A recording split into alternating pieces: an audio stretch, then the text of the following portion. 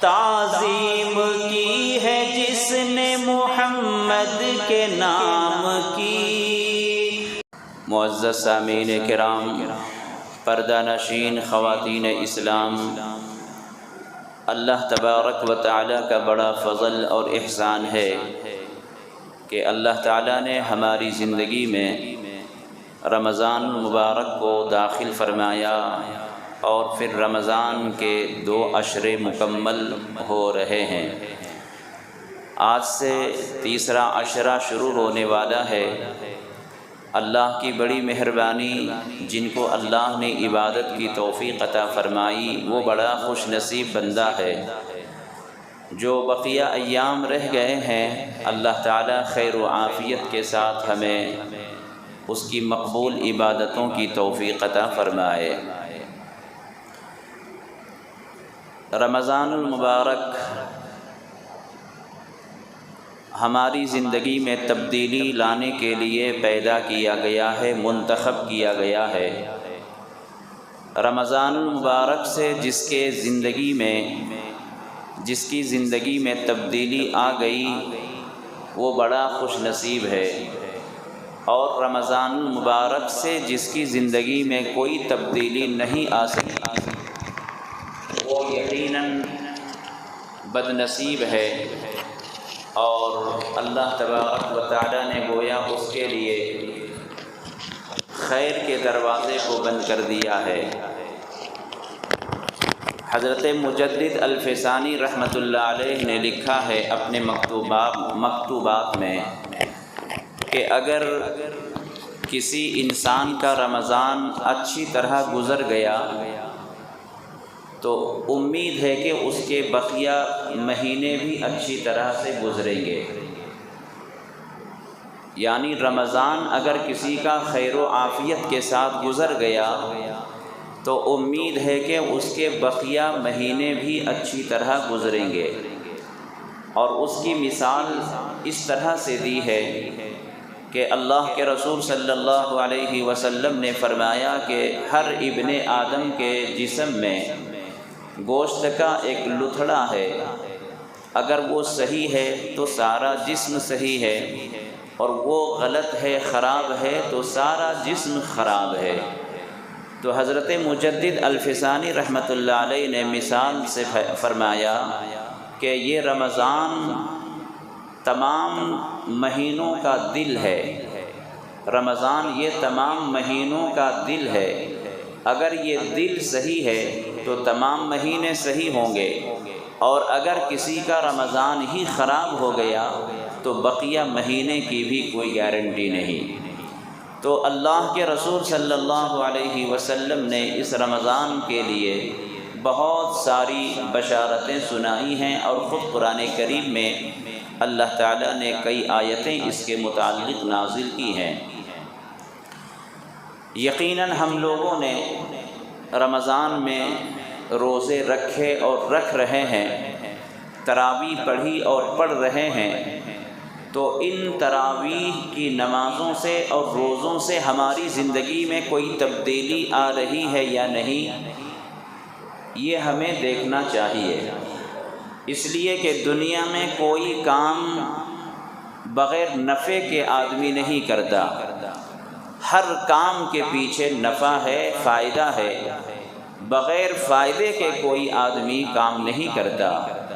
اسی طرح دین کے اعمال میں بھی فائدہ ہے۔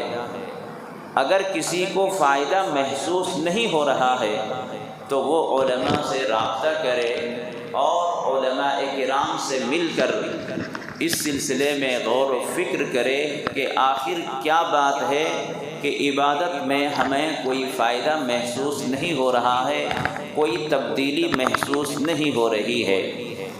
قرآن کریم میں اللہ تعالیٰ نے فرمایا ان الصلاۃ تنہی عن الفحشاء والمنکر، نماز پڑھنے کا آخرت میں جو فائدہ ہوگا وہ تو مسلم ہے، لیکن ہم نے آخرت ابھی دیکھا نہیں، اس کا جو فائدہ ہے وہ ہمیں مل کر رہے گا، لیکن اس عبادت کا، نماز کا دنیا میں کیا فائدہ ہے؟ اللہ تعالیٰ نے فرمایا ان الصلاۃ تنہی عن الفحشاء والمنکر کہ نماز بے حیائی اور بری باتوں سے روک دیتی ہے۔ اگر کوئی نمازی نماز پڑھتا ہے اور وہ برے کاموں سے رکتا ہے تو اس کا مطلب ہے کہ اس کی نماز اس کو فائدہ دے رہی ہے، فائدہ پہنچ رہا ہے۔ اور کوئی نمازی نماز پڑھتا ہے لیکن بری عادتیں اس کے اندر سے نہیں جا رہی ہیں، جھوٹ بدستور بولتا جا رہا ہے، غیبت بدستور کرتا جا رہا ہے، ناپ تول میں کمی بیشی کرتا جا رہا ہے، نماز بھی پڑھتا ہے، بے ایمانی بھی کرتا ہے، نماز بھی پڑھتا ہے، جھوٹ بھی بولتا ہے، نماز بھی پڑھتا ہے، غیبت بھی کرتا ہے، گالیاں بھی دیتا ہے، ناپ تول میں کمی بیشی بھی کرتا ہے، تو اس کا مطلب یہ ہوا کہ اس کی نماز اس کو فائدہ نہیں پہنچا رہی ہے، ورنہ نماز کی یہ تاثیر ہے۔ اللہ نے فرمایا کہ نماز بے حیائی اور بری باتوں سے روکتی ہے۔ تو اسی طرح سے ہمیں روزے سے فائدہ ہو رہا ہے یا نہیں، روزے سے جو اس کا فائدہ ہے وہ ہمیں حاصل ہو رہا ہے یا نہیں، یہ ہمیں دیکھنا چاہیے، یہ ہمیں غور و فکر کرنا چاہیے، اس لیے کہ یہ رمضان متقی بننے کے لیے رہسل کا مہینہ ہے۔ جس طریقے سے کسی کو کسی چیز کی ٹریننگ دی جاتی ہے، اسی طرح یہ رمضان ہمیں متقی بنانے کے لیے عطا کیا گیا ہے کہ ہم اپنے اندر تقوی پیدا کریں، اور ایک دن نہیں، لگاتار جو پہلا دن عمل ہو رہا ہے وہی دوسرے دن عمل ہو رہا ہے۔ پہلے دن روزہ رکھا، جو روزے کے آداب تھے وہی آداب روزے کے دوسرے دن بھی بجا لائے، وہی آداب تیسرے دن، وہی چوتھے دن میں نماز، دن میں روزہ، رات میں تراویح، رات میں تہجد۔ یہ جو پورا مہینہ ہے وہ عملی مشق کا مہینہ ہے تاکہ بندے کے اندر تقوی پیدا ہو جائے۔ اور روزے کا سب سے بڑا فائدہ اللہ تعالیٰ نے وہی فرمایا کہ لعلکم تتقون، کہ تمہارے اندر تقوی پیدا ہو جائے۔ تو ہمیں جس طرح نماز کا فائدہ محسوس ہونا چاہیے، اسی طرح روزے کا فائدہ ہمیں حاصل ہو رہا ہے یا نہیں، یہ ہمیں سوچنا چاہیے۔ بس بھوکا پیاسا رہ گئے، اس کا نام روزہ نہیں ہے۔ روزے کا مقصد یہ ہے کہ ہمارے اندر تقوی پیدا ہو جائے۔ اکابرین اور مشائخ جب ان کے خدام اور جب ان کے مریدین وہاں جمع ہوتے، خانقاہوں میں جب وہ اپنے تزکیہ نفس کے لیے وہاں جمع ہوتے، اپنے باطن کی اصلاح کے لیے وہاں جمع ہوتے، تو ان کے جو پیر اور مرشد ہوتے تھے اپنے مریدین کی جانچ کرتے تھے کہ آیا اس کے اندر خانقاہ میں آنے کا فائدہ ہوا یا نہیں، خانقاہ میں اتنے دن رہنے کا ان کے اندر کچھ تبدیلی آئی یا نہیں، فائدہ ہوا یا نہیں، وہ اپنے مریدین کو چیک کیا کرتے تھے۔ حضرت شیخ بہاؤالدین رحمۃ اللہ علیہ ایک اللہ کے ولی گزرے ہیں، جب ان کے یہاں کسی مرید کا کورس پورا ہو جاتا تھا، کسی کے لیے 1 سال، کسی کے لیے 2 سال، جیسا انسان ہوتا ویسے ان کے لیے مدت طے ہوتی تھی کہ آپ کو اتنے دن رہنا ہے۔ اتنے دن میں اگر اس کی حالت بدل گئی تو چھٹی ہو جاتی تھی، اور اگر حالت نہیں بدلتی تو کہتے آپ کو ابھی کچھ دن اور رہنا ہے۔ بہرحال ایک مرتبہ ایسا ہوا کہ کچھ مریدین کی مدت پوری ہو گئی، اب خانقاہ سے ان کو چھٹی دینا تھا، تو انہوں نے آزمانے کے لیے، انہوں نے چیک کرنے کے لیے کہ ان حضرات کے اندر تبدیلی آئی یا نہیں، ان حضرات کے اندر گناہ سے رکنے کا اور اللہ کو ایک اور حاضر و ناظر سمجھنے کا ملکہ پیدا ہوا یا نہیں۔ ان حضرات کو چیک کرنے کے لیے اپنے مریدین سے کہا کہ کل خانقاہ میں دعوت طعام ہے، کل خانقاہ میں دعوت طعام ہے، یہ لو ایک ایک مرغی اور جا کر ایسی جگہ پر ذبح کرنا، ایسی جگہ پر کاٹنا جہاں آپ کو کوئی دیکھنے والا نہ ہو۔ کل خانقاہ میں دعوت طعام ہے، یہ مرغی ایسی جگہ پر ذبح کرنا جہاں کوئی دیکھے نہ، کسی کی نظر نہ پڑے۔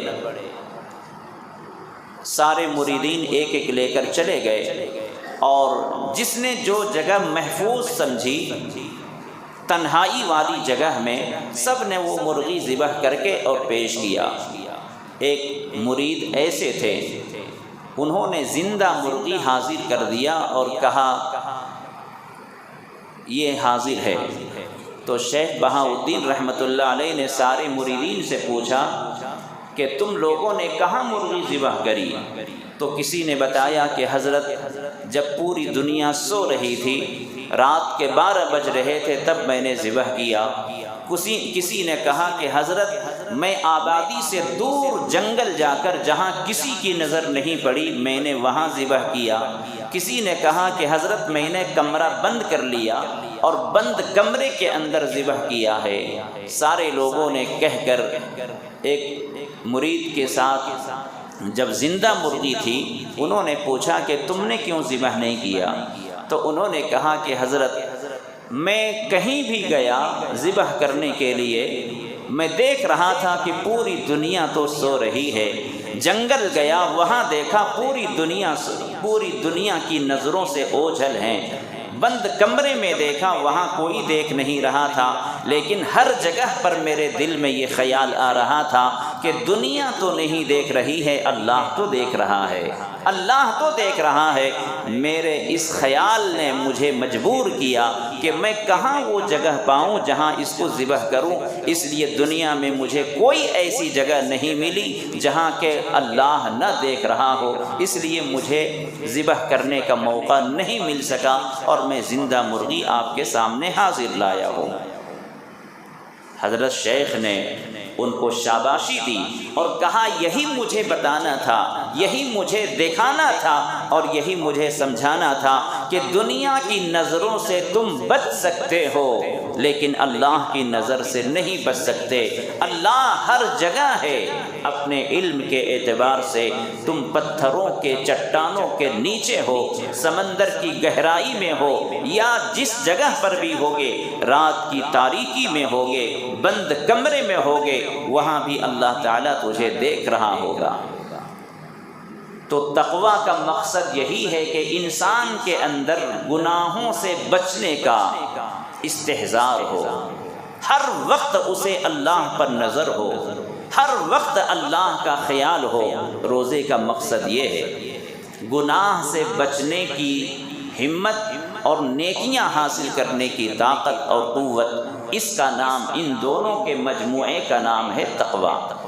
گناہوں سے بچنا اسی تقویٰ کی بنیاد پر ہوگا۔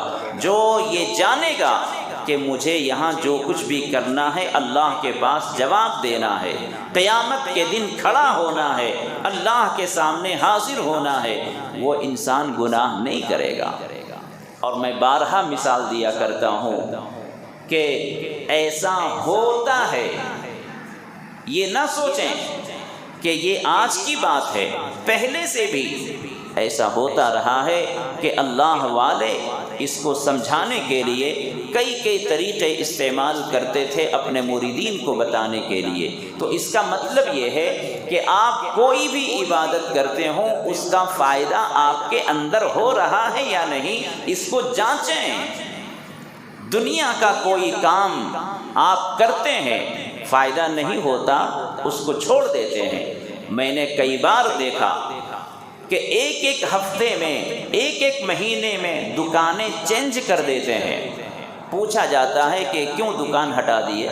تو کہتے ہیں حضرت یہاں بیوپار نہیں ہو رہا تھا۔ تو جب کوئی فائدہ نہیں ہوتا ہے آپ دکان وہاں باقی نہیں رکھتے، وہاں سے شفٹ کر دیتے ہیں۔ کوئی بھی کام ہو اگر فائدہ نہیں ہوتا ہے تو آپ اس کو بدل دیتے ہیں، طریقہ کار چینج کرتے ہیں۔ تو اگر اس روزے کا مقصد حاصل نہیں ہو رہا ہے تو کیا ہمیں غور کرنے کی ضرورت نہیں ہے؟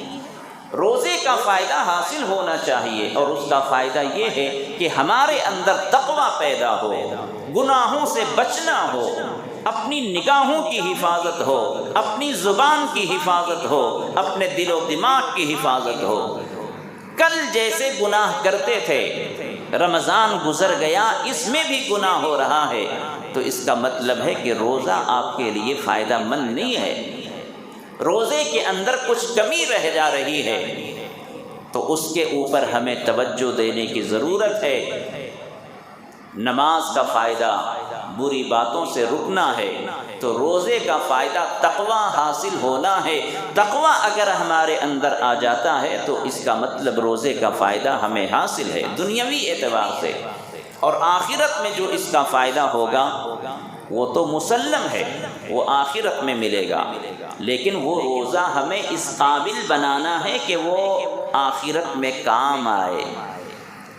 بڑی اچھی بات ذہن میں آ رہی ہے کہ ہم روزہ رکھتے ہیں، تو جس روزے کا جو فائدہ ہے آخرت کے اعتبار سے، ہم روزہ اس قابل بنائیں گے تب نہ چاہ کر فائدہ ہوگا۔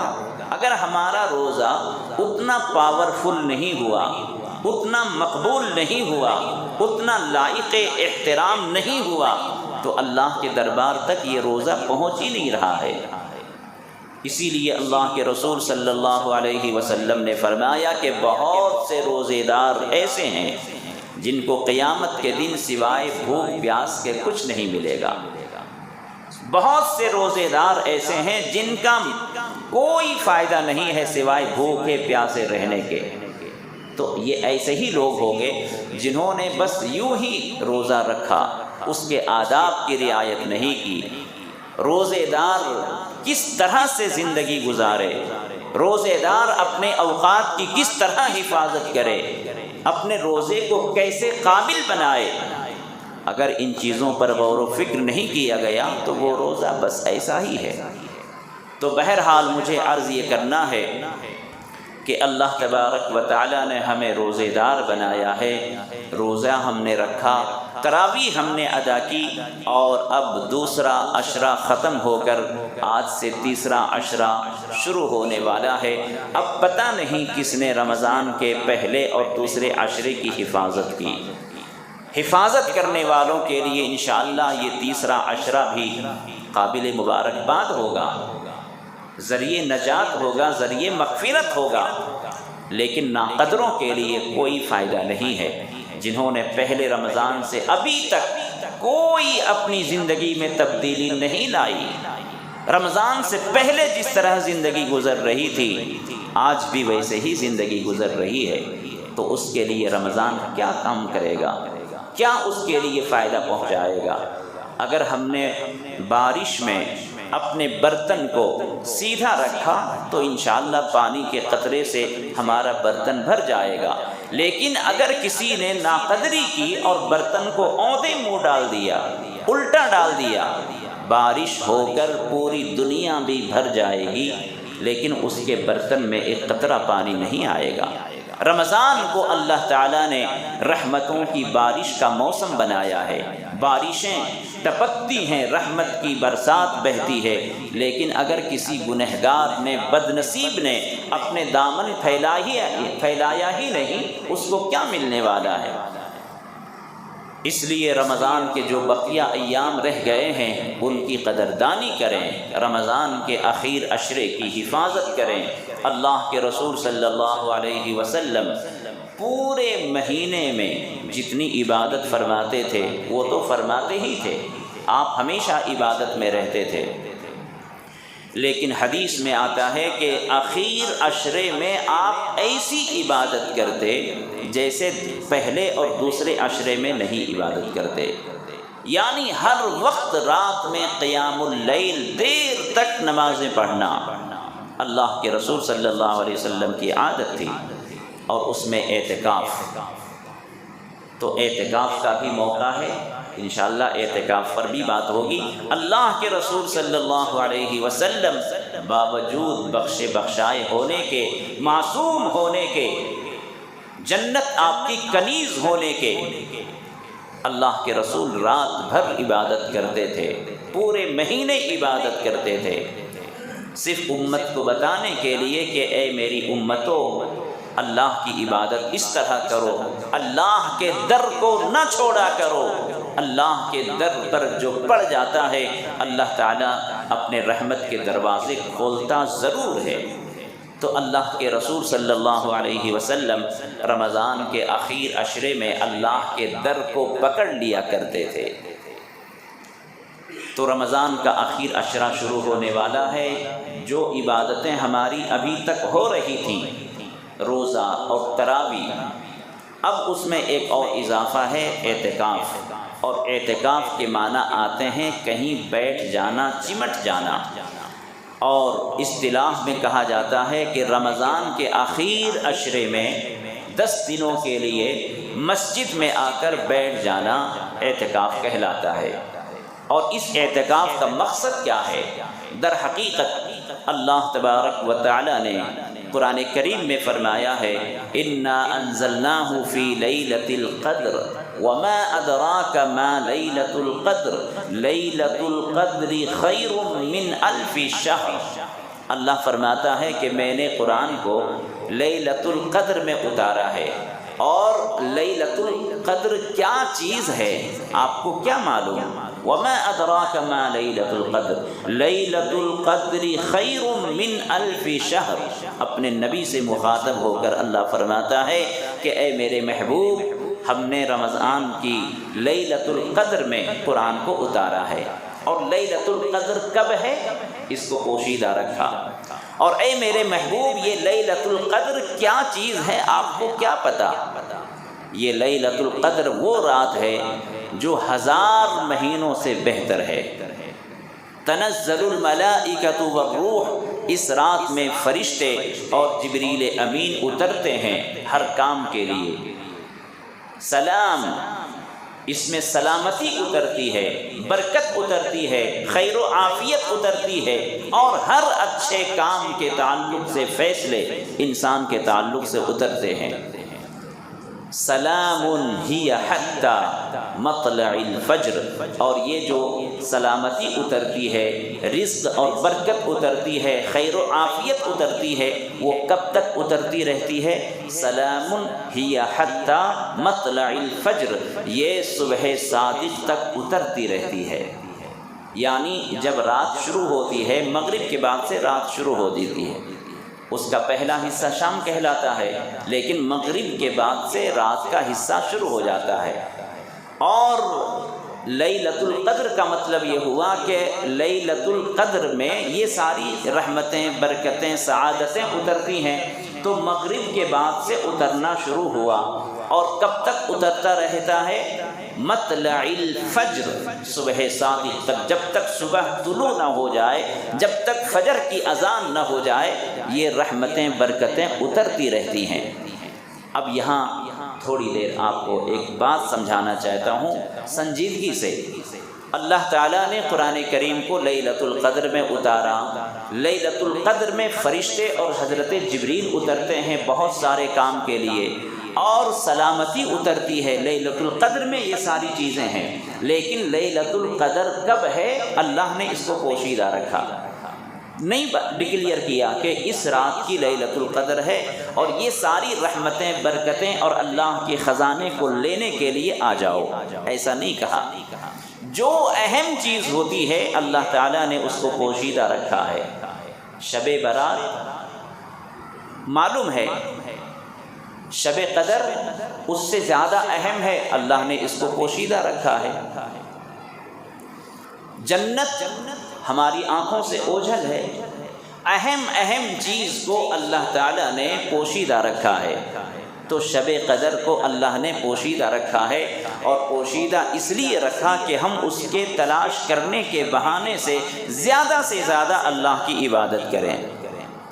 اب یہ پورے مہینے میں کون سی رات ہوگی شب قدر، کسی کو پتہ نہیں، کسی حدیث کی کتاب میں موجود نہیں ہے۔ اب شب قدر کو تلاش کریں، لیکن اللہ کے رسول صلی اللہ علیہ وسلم نے کچھ اشارے فرمائے ہیں۔ حضرت جبریل علیہ السلام کے واسطے سے اللہ کے رسول نے کچھ اشارے فرما دیے ہیں جس سے ہم امتوں کو، کمزور امتوں کو ذرا آسانی ہو جائے گی۔ اللہ کے رسول صلی اللہ علیہ وسلم نے پہلے عشرے میں شب قدر کو تلاش کیا تو حضرت جبریل نے فرمایا کہ نہیں، پہلے عشرے میں نہیں ہے۔ پھر دوسرے عشرے میں تلاش کیا تو فرمایا کہ نہیں، اس میں بھی نہیں ہے۔ تیسرے عشرے میں تلاش فرمایا تو حضرت جبریل نے فرمایا کہ ہاں، انہی راتوں میں تلاش کرو۔ پھر اس میں سے بھی 27ویں رات کو زیادہ امکان ہے، غالب گمان ہے، لیکن کوئی پیٹنٹ اور مضبوط بات نہیں ہے کہ آدمی ایک دم پکا یہ کہہ دے کہ شب قدر 27ویں شب کو کہتے ہیں، غلبہ گمان ہے۔ آپ اس بات کو سمجھیے، اگر 27ویں رات کو شب قدر ہوتی تو 10 دنوں کا جو اعتکاف ہے یہ نہیں کہا جاتا۔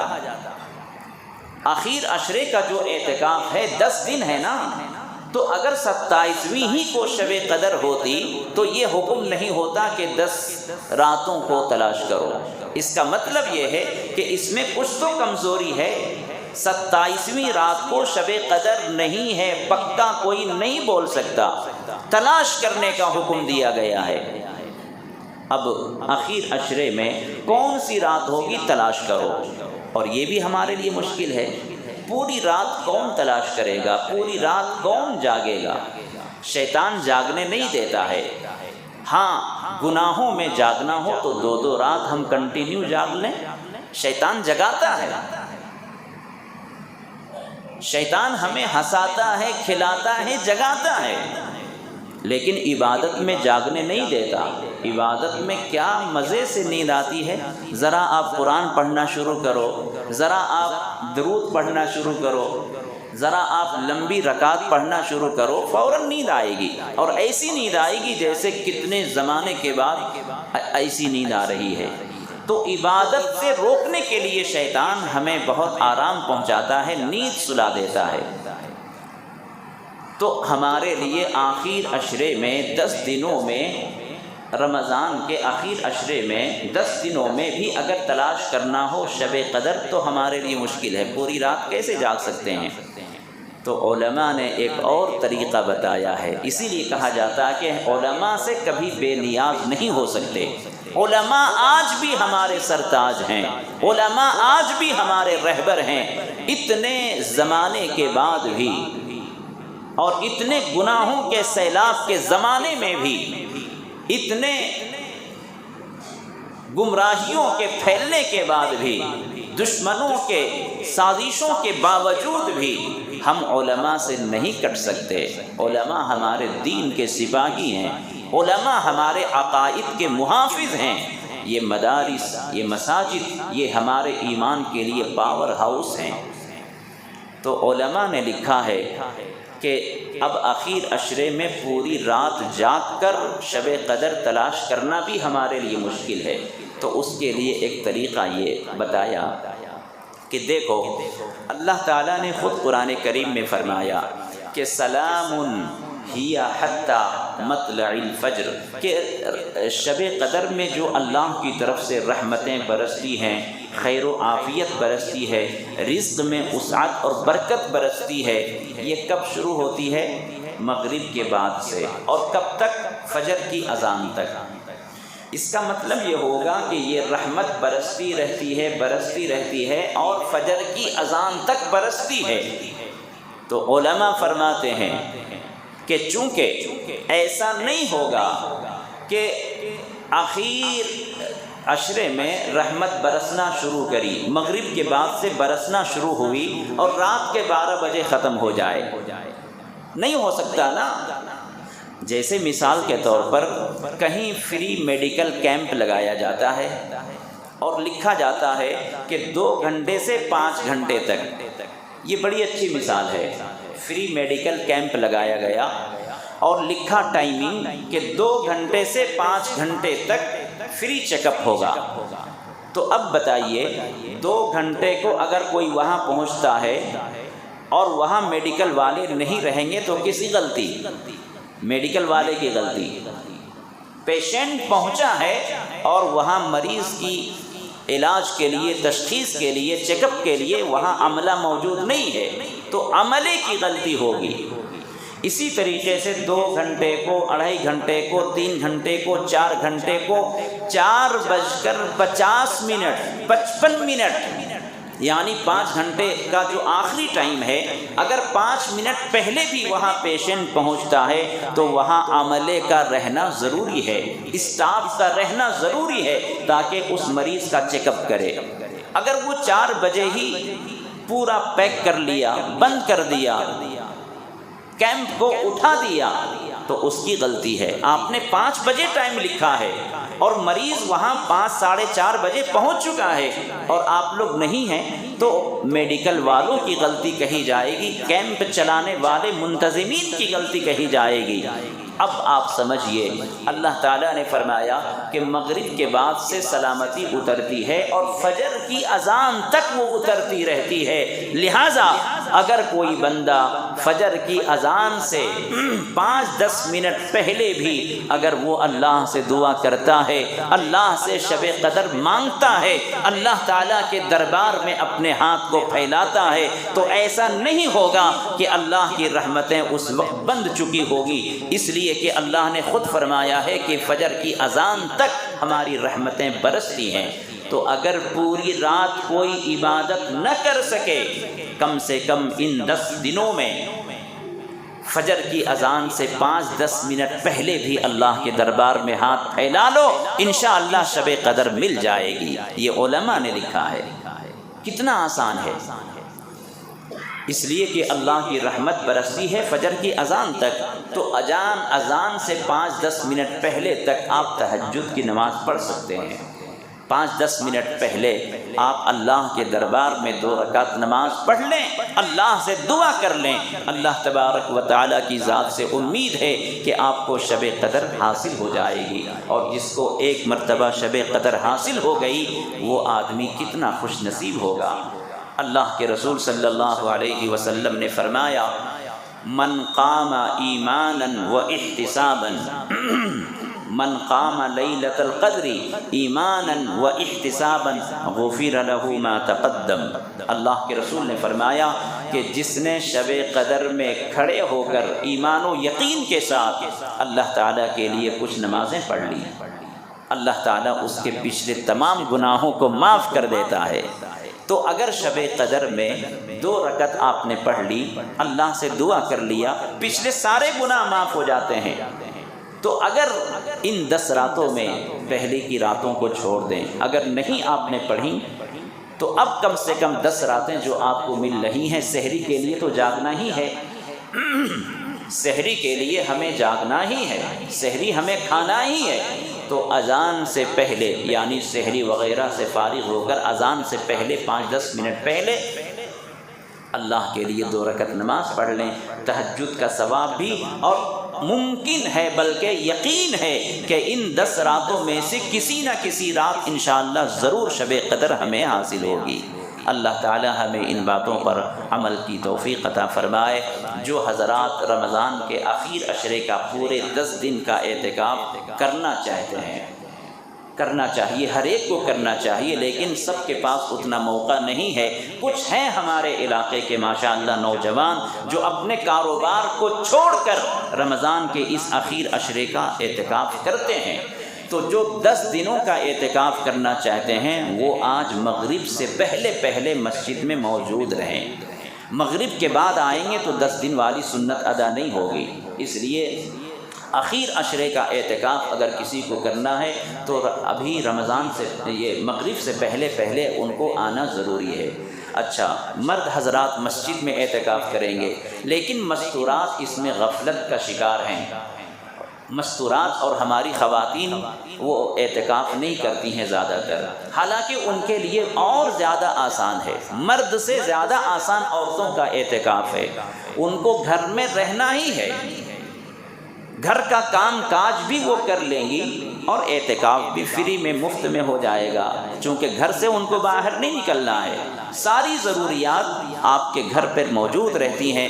کھانا پکانا ہے یا جو بھی کرنا ہے گھر کے اندر کرنا ہے تو گھر کے کسی ایک حصے میں پردہ وغیرہ ڈال کر، یا اگر کوئی روم ہے اس روم کو خاص کر لیں اور مستورات ہماری گھر کے اندر رہ کر اعتکاف کریں اور گھر کا کام بھی کریں، انشاءاللہ یہ ثواب ان کو بھی حاصل ہوگا۔